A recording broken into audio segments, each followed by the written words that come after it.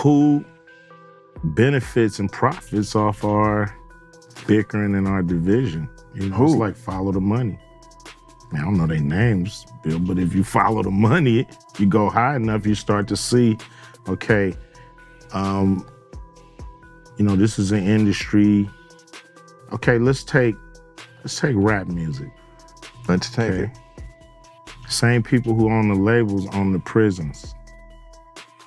So, literally the same people? Literally the same people who own the labels own private prisons. Ice Cube has been vocal about various controversial issues. Ice Cube sheds light on the dark side of Hollywood, alleging that powerful figures like Steven Spielberg are involved in dubious activities. Furthermore, he connects these allegations to the notorious Epstein scandal, suggesting a web of corruption among the elite. Ice Cube's revelations aim to expose and challenge the systemic injustices perpetuated by influential individuals and institutions. There's a lot of dots to connect to make that happen. But I'm just giving you a broad example of how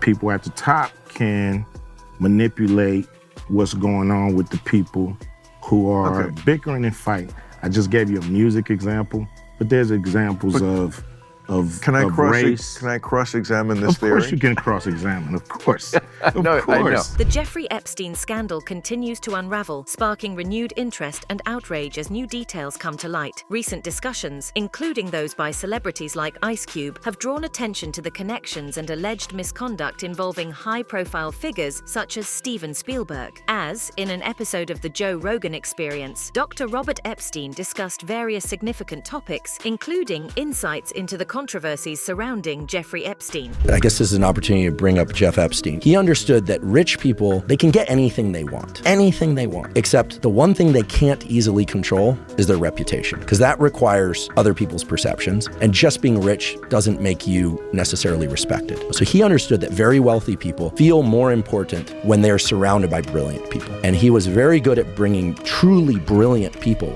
into that mix. By doing that, he made these rich people feel like they were in the company of interesting, important people. Dr. Epstein, a well-known psychologist, delved into the murky details of Epstein's operations, shedding light on the extent of his influence and the systemic issues within the elite circles that enabled his actions. Why would scientists spend time with rich people? I'll be really honest. So if Epstein offers laboratories, $1 million a year for 4 years, to a guy of that wealth, that's trivial. To a laboratory, that is 4 National Institutes of Health grants per year. And the workload to maintain those 4 grants is immense. So they'd show up with the possibility of getting money. That's where they were hanging out with a dirtbag like him. And they had blinders on. Either they knew or they didn't know what he was up to, but they had blinders on because they weren't thinking about the implications. Ice Cube is known for his fearless approach to discussing the truth, which he demonstrated notably on the PBD podcast. Ice Cube revealed significant details about the misconduct of powerful elites. During his conversation with Patrick Bet-David, Ice Cube discussed his concerns about Hollywood's gatekeeping and the pervasive influence of the industry's most powerful figures. I mean, it's really hard to say who has the most power. It's some very powerful entities out here, maybe BlackRock has the most power in Hollywood. Who knows? You'd say BlackRock. I wouldn't disagree with you. They're on BlackRock. Vanguard. State Street, those guys. Maybe they have the most power in entertainment. You think more than like a Lucian Grange? Yeah. I think it's about a little less than a year ago. Yeah. You make a video.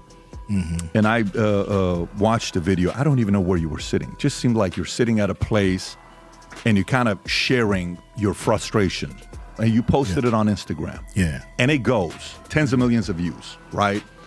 And then afterwards, you go and you're like, if mainstream media doesn't want to have me on, I'm going to go and do my own thing, right? Yeah. And then you go on Rogan, you go on Tucker, you go all over the place. Yeah. Jim Caviezel has made startling claims about Epstein Island and its dark activities. In various interviews, such as those with Steve Bannon, Caviezel has highlighted the horrors associated with the island and the broader network of trafficking operations depicted in his film Sound of Freedom. He pointed out that Epstein's Island was not an isolated case, but part of a larger, more sinister phenomenon. Caviezel's revelations have contributed to a renewed focus on exposing these heinous activities and the powerful figures connected to them. I can say one thing. I showed it in a Vegas, and there was 5 screenings, about 1,500 people that saw it. During the 5 screenings, each screening, there was a talking going on. And I was like watching the audience going, what? The second time it happened, again, third time, talking in this one particular spot. And I'm thinking, what, did we do something wrong or something?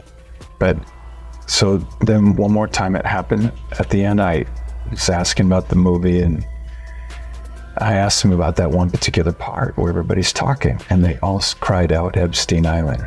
And I went, oh, okay. Now I understand what we're up against. Wow. Epstein Island isn't the only sex island out there.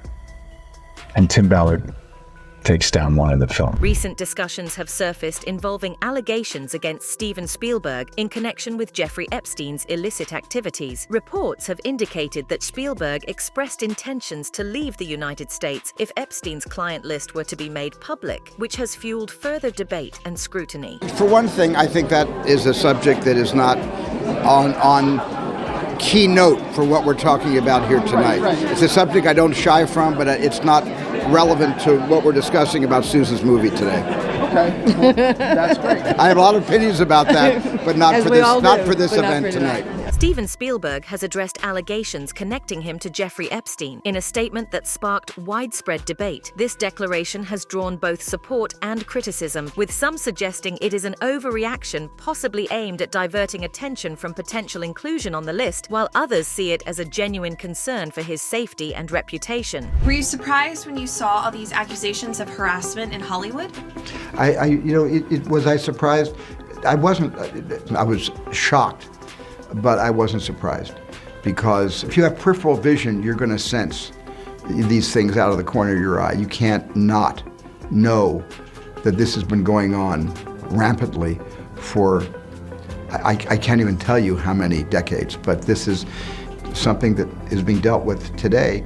And the courage of these women that are coming forward, I've never seen anything like it. Julia Roberts has openly discussed her challenging working relationship with Steven Spielberg during the filming of the 1991 movie Hook. Their interactions on set were reportedly strained, leading to rumors that Roberts was difficult to work with, earning her the nickname Tinkerhell among the crew. Now, we read with Steven Spielberg when you went in to do Hook that he felt that Steven Spielberg, I find quite confused in his recollection of me. So clear it up.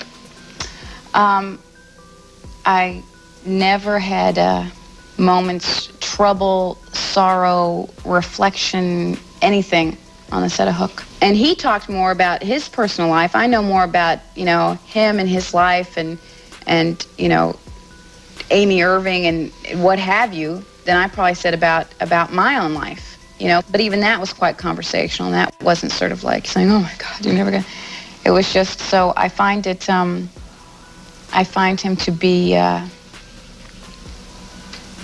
unfortunately, not as good at remembering the time that we spent together as I am. There have been rumors and speculation regarding Steven Spielberg's alleged connection to Jeffrey Epstein, the disgraced financier who was convicted of offenses and faced numerous allegations of trafficking and wrongdoings before his passing in 2019. If there are some rumors going around about Steven, it's probably not a good look that he's associated with people like Roman or Jack Nicholson. There have been some actors who have called out Steven Spielberg, like Crispin Glover, who played George McFly in Back to the Future. Essentially, he writes an essay questioning why Steven Spielberg was very friendly with Michael Jackson. Michael Jackson was supposed to play Peter Pan in Steven Spielberg's version of the story. Now people don't like Michael Jackson, and Steven doesn't associate with Michael Jackson, essentially trying to push a narrative that maybe Steven likes little boys and that he's part of this child trafficking ring, and they're trying to cover up their activities. Bill Gates has addressed his meetings with Jeffrey Epstein, acknowledging that they were a mistake. Gates has stated that he regrets ever meeting with Epstein and that he did so in hopes of securing funding for global health initiatives. It was reported at that time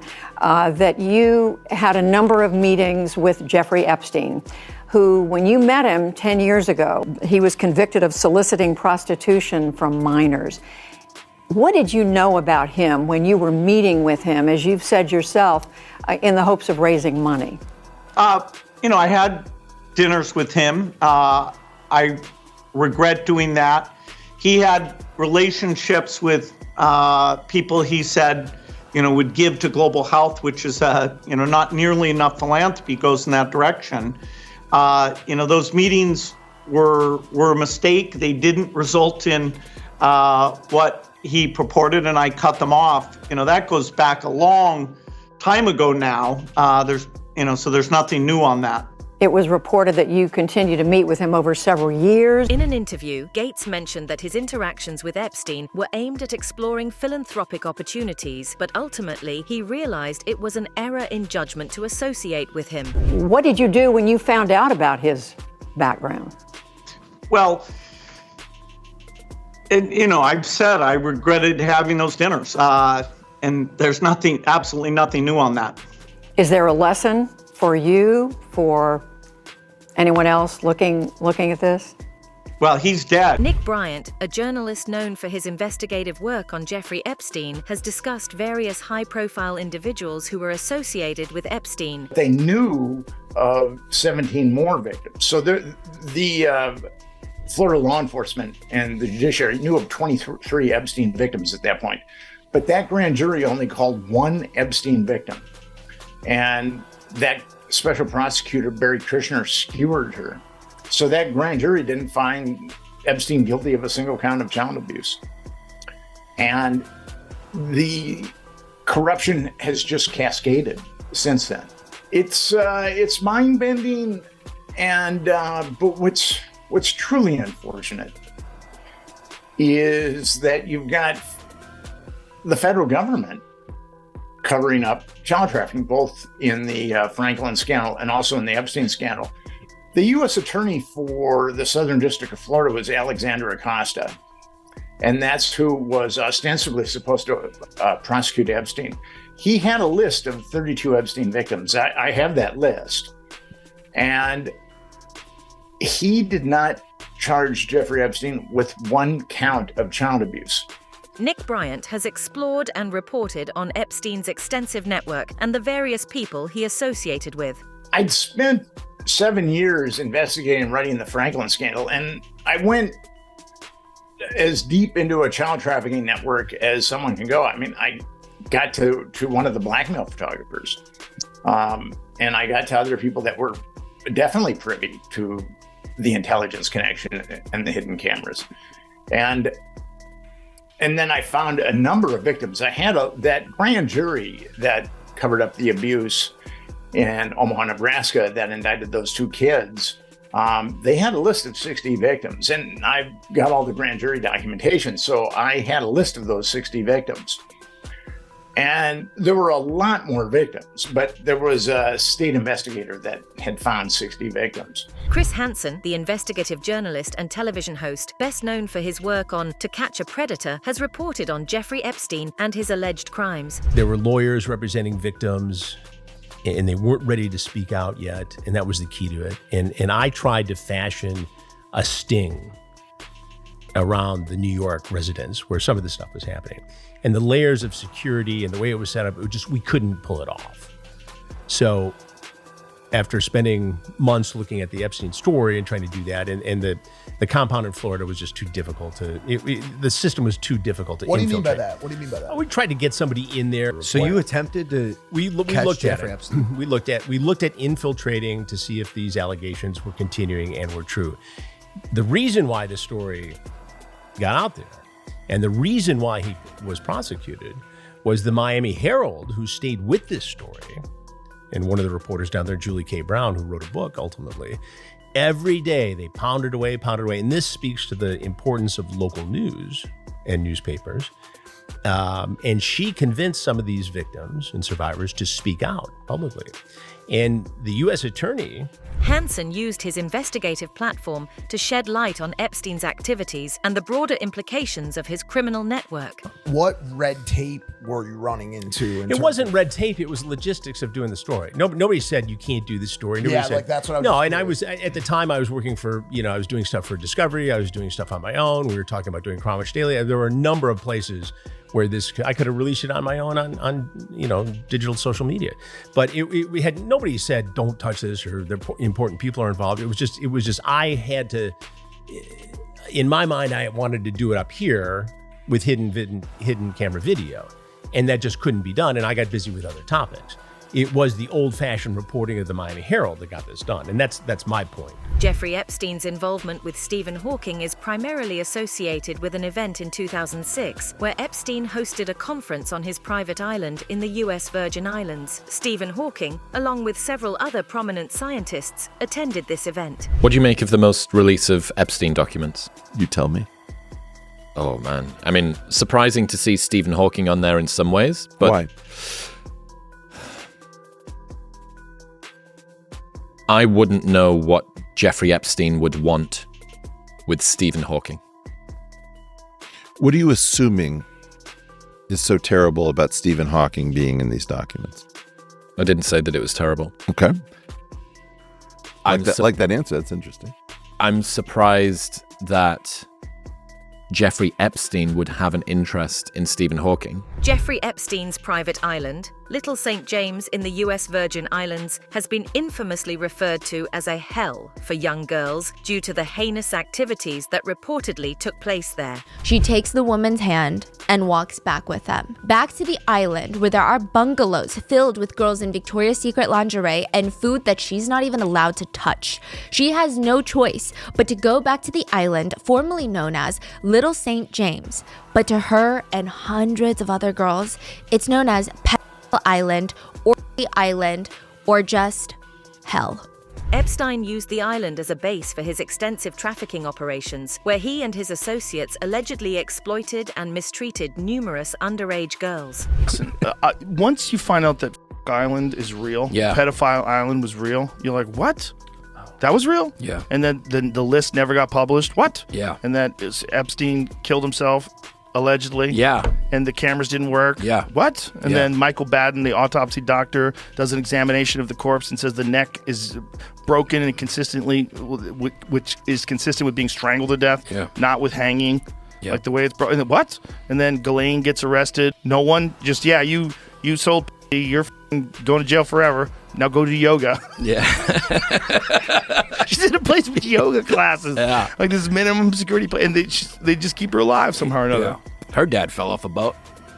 Yeah, well, wasn't her dad like some sort of a Mossad officer or something like that? Most probably, yeah. He probably said something to the wrong person. They were like, all right, it's time for you to fall off a boat. Is that what happened? Yeah. Testimonies from victims revealed that Epstein specifically targeted underage girls, grooming and manipulating them to engage in wrong acts. Let's get into some of those transcripts and things that we're kind of finding out some more details. Let's look at some more. There's a Epstein accuser by the name of Johanna. She testified saying that actually in one of her depositions that she actually met once with Michael Jackson at his Palm Beach, Florida home, Epstein's Palm Beach home. But, she does say that nothing untoward happened with the late pop icon. So there are honestly a lot of people named in here, but victims and accusers also saying that, honestly nothing inappropriate happened, but they were around this man and his properties. And let's talk about another really notable name on that list, Bill Clinton. It's really important to remember here that actually Bill Clinton was named through these transcripts with accusers or things like that, but they did actually say he was not accused of any wrongdoing. So it's important to remember some of these names that came out in this list are said to have just had relations, which for some people is a deal breaker as well, considering Epstein was a bad guy.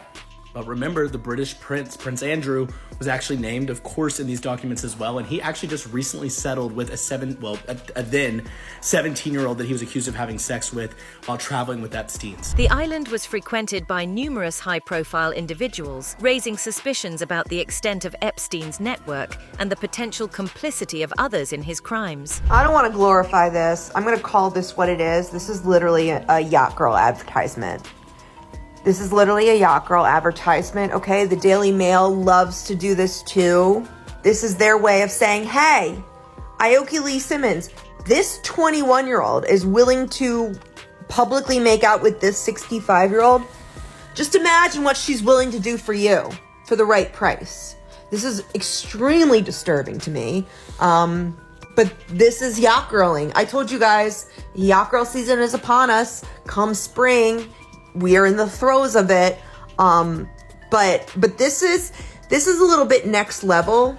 Usually it's just like, Daily Mail pictorials. Visitors to Epstein's island were often required to surrender their phones and other electronic devices upon arrival. This was reportedly done to prevent any documentation or leaks of what occurred on the island. From that marina, the data shows the exact route that visitors took to get to Jeffrey Epstein's island. Then, once they were on the island, Near Intelligence tracked his visitors' devices as they wandered around his villa and spent time on the many beaches scattered across his 71-acre property. The data also revealed where the visitors came from. The cell phone signals point to more than 166 locations throughout the US, plus cities in Ukraine, the Cayman Islands, Australia, and more. In the US, for instance, Near's data pinpoints people to homes in 80 different cities. That includes mansions and gated communities in both Michigan and Florida, homes in Martha's Vineyard and Nantucket in Massachusetts, a nightclub in Miami, and the sidewalk across the street from Trump Tower on Fifth Avenue in New York City. The data compiled by Near captures these movements as far back as July 2016. The data collection ended on July 6, 2019. That's the exact day of Jeffrey Epstein's arrest. Near Intelligence sources its data from advertising exchanges. These are companies that interact with billions of devices as users browse the web and move around the world. The way this works is that before a targeted advertisement appears on an app or a website, your phone sends information about you to real-time bidding platforms and ad exchanges. That data frequently includes location information. That's it for today's video. Stay tuned until next time.